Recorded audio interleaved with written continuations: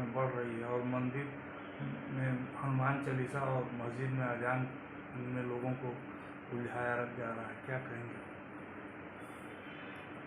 देखिए, जहाँ तक विपक्ष के मुद्दे का सवाल है तो विपक्ष के पास कोई मुद्दा नहीं है, इसलिए मुद्दाहीन विपक्ष हमेशा ऐसी बातें करेगा जिसमें लोगों को उलझाने का काम करेगा। इस समय दुनिया के दो देश युद्ध में हैं और वो उनसे जुड़े हुए बाकी जो दुनिया है वो काफ़ी प्रभावित है, इसलिए डीजल पेट्रोल का दाम इस समय थोड़ा ज़रूर बढ़ा हुआ है। चूँकि भारत का डीजल पेट्रोल अंतर्राष्ट्रीय मार्केट से डायरेक्टली जोड़ दिया था नरेंद्र मोदी जी ने, इसलिए जब उधर महंगा होता है तो अपने आप ही उसका असर होता है। और हम आपको ये भी बता दें, क्योंकि हमारे देश में जितना डीजल पेट्रोल की खपत होती है उसका 20% ही हमारे देश में होता है। हम एथेनॉल वगैरह बना के उसको अभी भी कीमत को बहुत कंट्रोल किए हैं, वरना कई देशों में, जैसे एक उदाहरण दूं कनाडा का, तो कनाडा में डीजल पेट्रोल का दाम जितना था उससे ठीक डबल हो गया है। हम लोग फिर भी एथेनॉल के उत्पादन से उसको कम कर रहे हैं, लेकिन क्या ये सच्चाई विपक्ष को नहीं पता है कि डीजल पेट्रोल हमारा बाहर से आता है, उसका अंतर्राष्ट्रीय मार्केट से जुड़ा हुआ है। आज 80 करोड़ लोगों को फ्री में अनाज मिल रहा है ना। 80 करोड़, देश के 80 करोड़, 130 करोड़ लोगों में 80 करोड़ को हम फ्री राशन दे रहे हैं, इतनी महंगाई के बावजूद भी। और इसके साथ साथ हम महंगाई को कई क्षेत्रों में कंट्रोल भी किए हुए हैं। जो आम आदमी से जुड़ी हुई बहुत करीब की चीज़ें हैं, बिजली का दाम नहीं बढ़ने दे रहे हैं, मोबाइल के यूज़ का दाम नहीं बढ़ने दे रहे हैं। कई क्षेत्रों में आप देखेंगे खेल की सामग्री, खेल के मैदान, इनको हम लोग बहुत नियंत्रित करके रखे हुए हैं।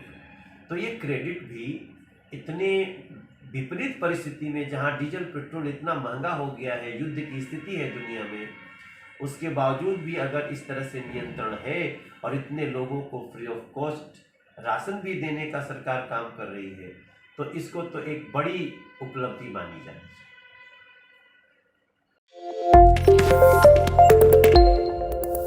में बढ़ रही है और मंदिर में हनुमान चालीसा और मस्जिद में अजान में लोगों को उलझाया जा रहा है, क्या कहेंगे? देखिए, जहाँ तक विपक्ष के मुद्दे का सवाल है तो विपक्ष के पास कोई मुद्दा नहीं है, इसलिए मुद्दाहीन विपक्ष हमेशा ऐसी बातें करेगा जिसमें लोगों को उलझाने का काम करेगा। इस समय दुनिया के दो देश युद्ध में हैं और वो उनसे जुड़े हुए बाकी जो दुनिया है वो काफ़ी प्रभावित है, इसलिए डीजल पेट्रोल का दाम इस समय थोड़ा ज़रूर बढ़ा हुआ है। चूँकि भारत का डीजल पेट्रोल अंतर्राष्ट्रीय मार्केट से डायरेक्टली जोड़ दिया था नरेंद्र मोदी जी ने, इसलिए जब उधर महंगा होता है तो अपने आप ही उसका असर होता है। और हम आपको ये भी बता दें, क्योंकि हमारे देश में जितना डीजल पेट्रोल की खपत होती है उसका 20% ही हमारे देश में होता है।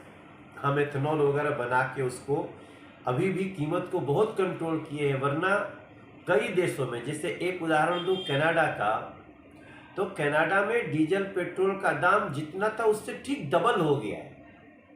हम लोग फिर भी एथेनॉल के उत्पादन से उसको कम कर रहे हैं, लेकिन क्या ये सच्चाई विपक्ष को नहीं पता है कि डीजल पेट्रोल हमारा बाहर से आता है, उसका अंतर्राष्ट्रीय मार्केट से जुड़ा हुआ है। आज 80 करोड़ लोगों को फ्री में अनाज मिल रहा है ना। 80 करोड़, देश के 80 करोड़, 130 करोड़ लोगों में 80 करोड़ को हम फ्री राशन दे रहे हैं, इतनी महंगाई के बावजूद भी।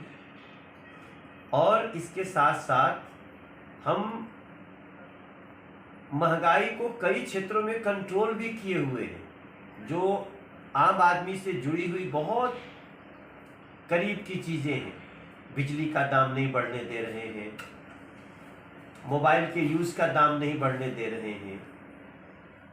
कई क्षेत्रों में आप देखेंगे खेल की सामग्री, खेल के मैदान, इनको हम लोग बहुत नियंत्रित करके रखे हुए हैं।